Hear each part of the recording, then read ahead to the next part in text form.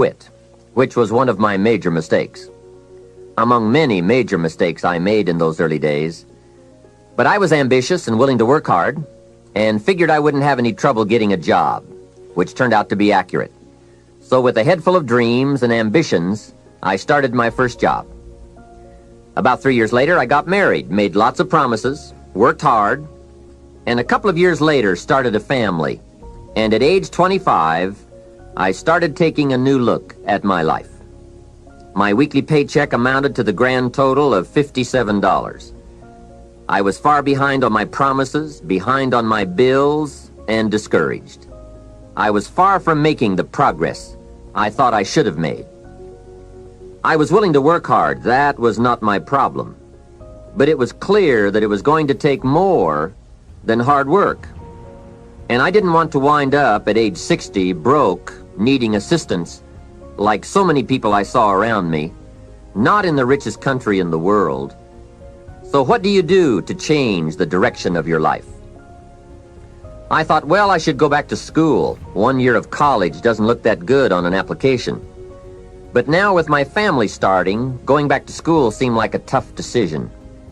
I didn't have any money to start my own business. Money was one of my problems. I always had far too much month left over at the end of the money, if you've ever been in that position. I remember one time losing $10 and I was physically ill for 2 days over a $10 bill. Some of my friends tried to be cheerful. They said, look, maybe some poor person who needed it found it. But that was not really helpful. I must admit at that time in my life, benevolence had not yet seized me. I was the person who needed to find $10, not lose 10.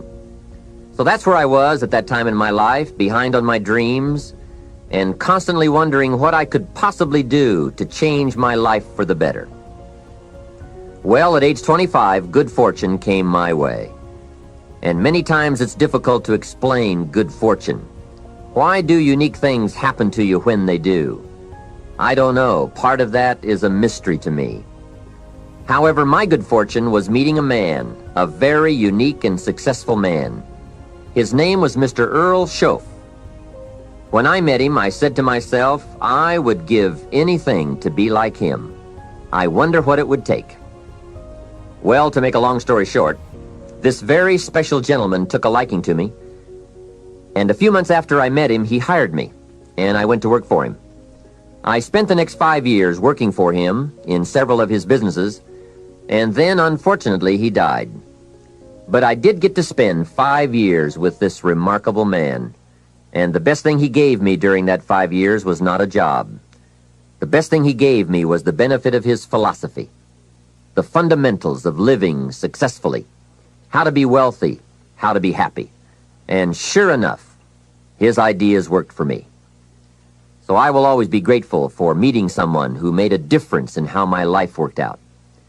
I am sure if Mr. Schoaf were still alive, I would have called him one more time today and thanked him for sharing the ideas and inspiration that changed my life. For many years, I shared this philosophy for wealth and happiness with my business partners and met with equally exciting results. I am primarily a businessman, not a professional public speaker. But I have been intrigued with the challenge of trying to put into words the ideas that can make a difference in how a person's life works out. And now I have the chance to share these ideas with you. I don't claim to have all the answers on how to do well, but I do have some answers that have worked extremely well for me and thousands of others. Take these ideas and edit them all you wish. You certainly don't have to buy everything any one person says.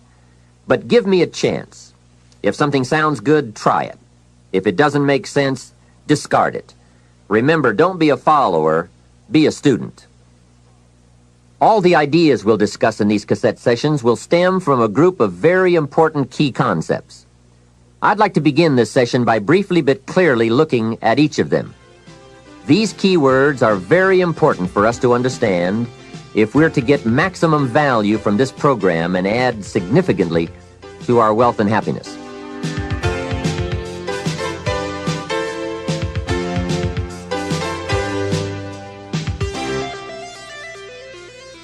The first key word is fundamentals.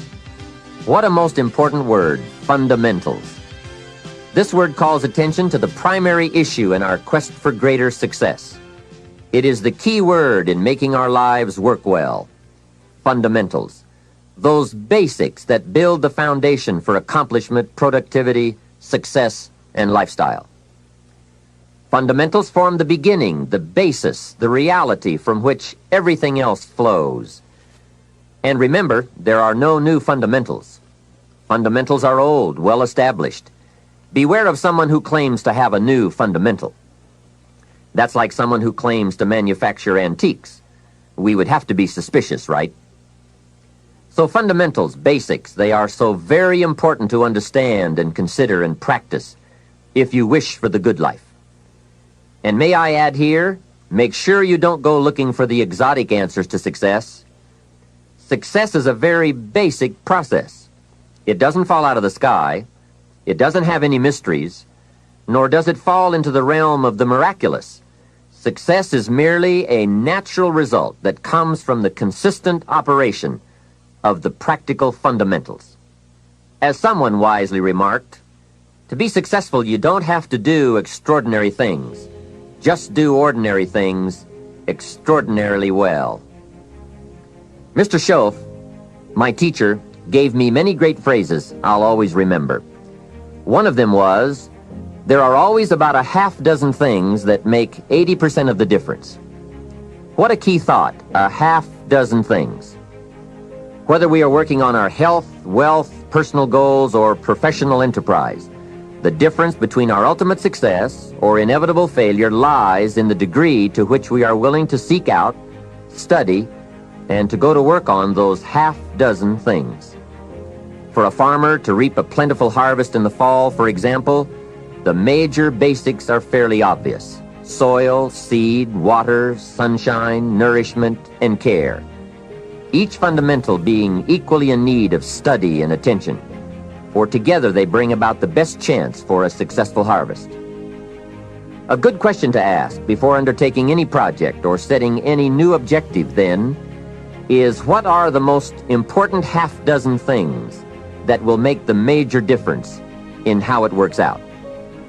So whether the enterprise is art or architecture, music or sculpture, mathematics or sports, business or farming, success or lifestyle, it's the fundamentals that count. To understand them and to practice them is to take the first intelligent step toward accomplishing your objectives and living your dreams. The second key word for us to consider is wealth. Wealth is a word that brings about a wide variety of mental images, and that is part of my purpose in these cassettes, to provoke that wide variety of mental images, for that is where the dreams are, that is where the inspiration comes from, and that is where true incentive is born. The mystery and mixture of mental image, the stuff and the staff of life. Its right use, its constant use is the way to a life unique and a life abundant. Now, to one, wealth means having enough financial substance to be able to do whatever you wish to do with your life. To another, it may mean freedom from debt, freedom from the constant claim of obligation. To yet another, it means opportunity. And to many, wealth means $1 million. That's a unique word, millionaire. It rings of success, freedom, power, influence, pleasure, possibility, benevolence, and excitement. Not a bad mental image. Now we could talk of the wealth of experience, the wealth of friends, the wealth of love, the wealth of family, the wealth of culture. Wealth of many kinds. However, in this program, we are more specifically going to talk about wealth in the sense of financial freedom. Wealth that comes from the conversion of effort and enterprise into currency and equity. For each of us, the amount of money required to be wealthy will differ. But the dream for all of us, I'm sure, is the same. Freedom from financial pressure. More freedom of choice, freedom to enjoy, and the opportunity to create and to share. Wealth, the possession of great financial resources that improves the quality of your life and gives you added dignity and expanded lifestyle. So decide for yourself, what wealth means to you. Latch on to your own mental image of wealth, and let's see if the ideas I'm about to bring to you will make sense, and perhaps provide you with the inspiration to put the plan into high action, so that as the days pass, you will discover a growing sense of freedom and dignity, self-worth, substance, and lifestyle. The next key word is happiness, the universal quest. Happiness is a joy that most often comes as a result of positive activity. Like wealth, it too has a wide variety of meanings and interpretations. Happiness is both the joy of discovery and the joy of knowing. It is a result of an awareness of the full range of life, the color, the sound, the harmony. And it is the joy that comes from designing a life and practicing the fine art of living well. Happiness is being able to explore the offerings of life by perception, response, and enjoyment. Happiness is both receiving and sharing, reaping and bestowing. It is being able to feast on harmony as well as food, on ideas as well as bread. Happiness is the deliberate act to create a wider world of experience and awareness. Happiness is having a handle on disappointment. It is being in control of both emotion and circumstance. Happiness is freedom from the negative children of fear, such as worry, low self-esteem, envy, greed, anger, resentment, and so on. Happiness is an awareness and a grasp of the positive power of life and loving values. It is an order of thought, activity, and lifestyle.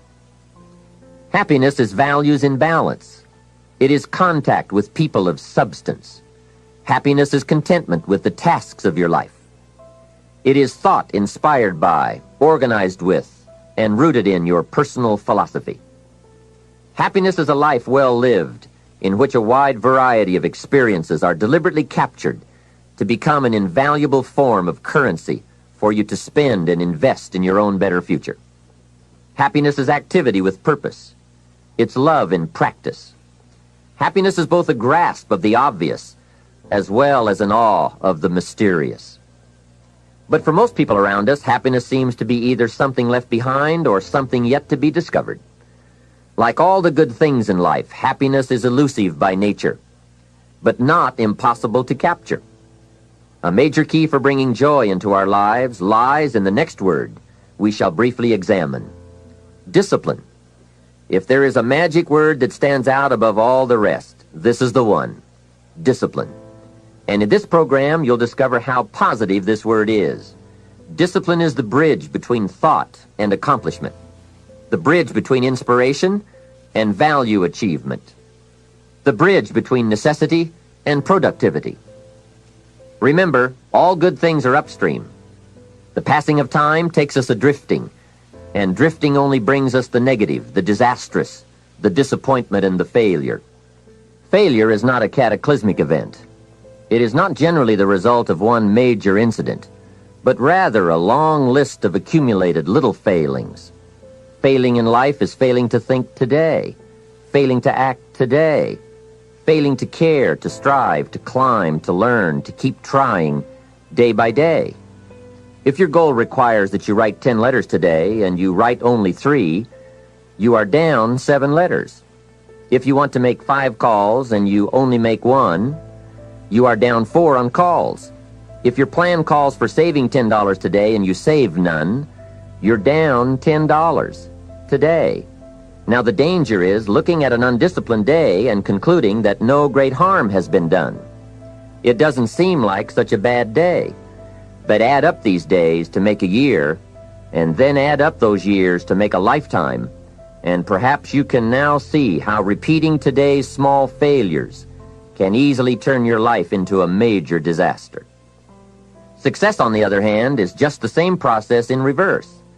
If you plan to make 10 calls and you end the day making 15, now you're up 5 calls.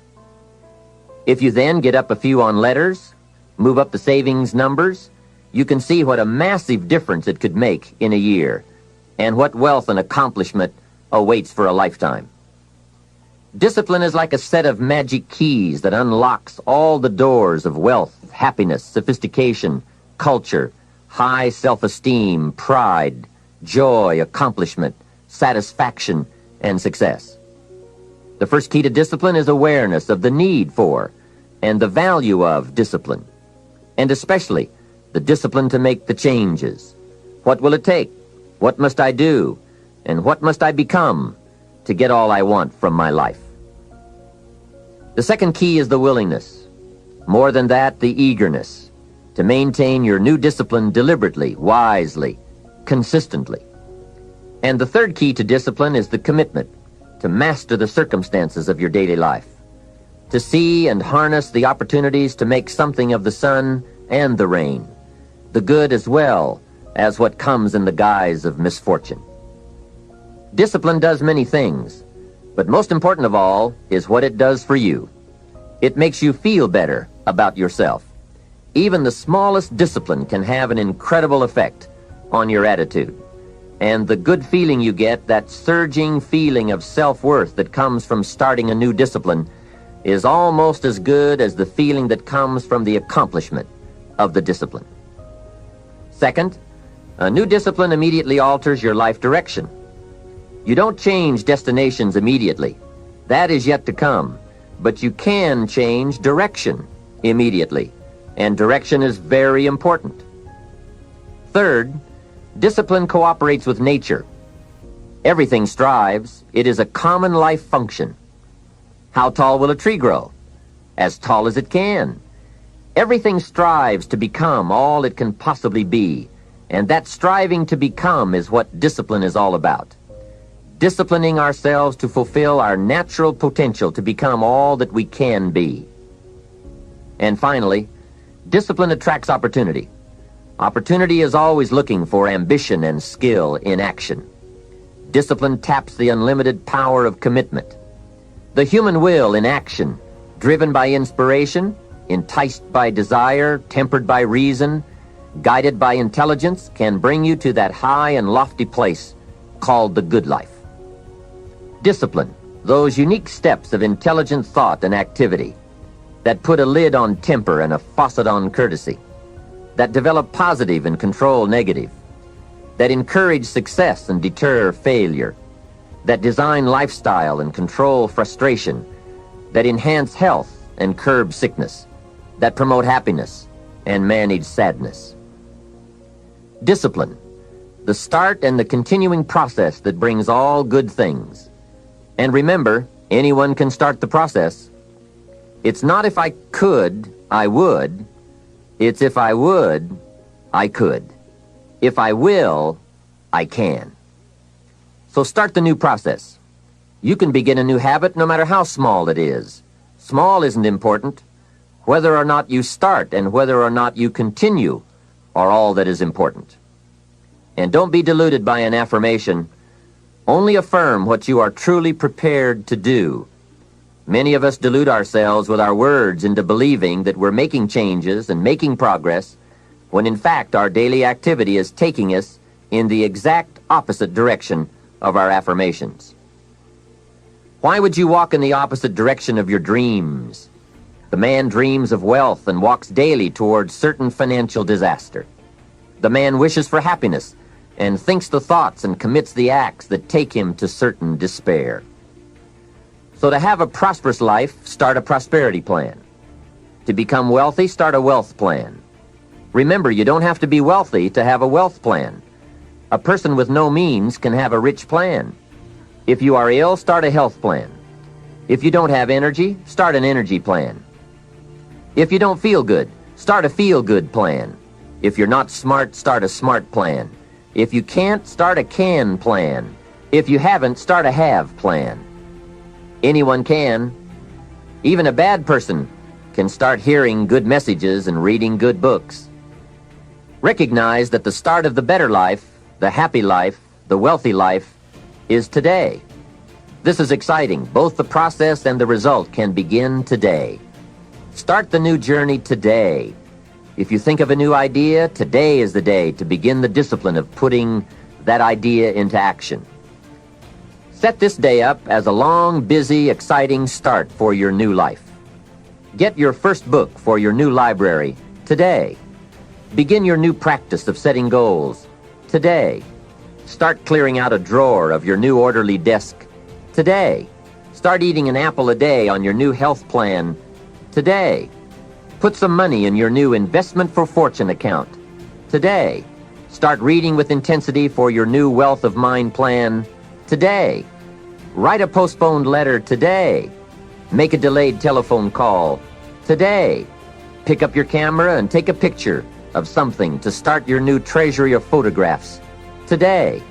Get some momentum going on your new commitment to the better life. See how many activities you can pile on in this first day. Go all out. Break away from the negative downward pull of gravity. Start the thrusters going.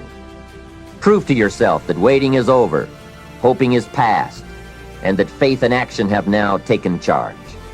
It's a new day, a new beginning for your new life.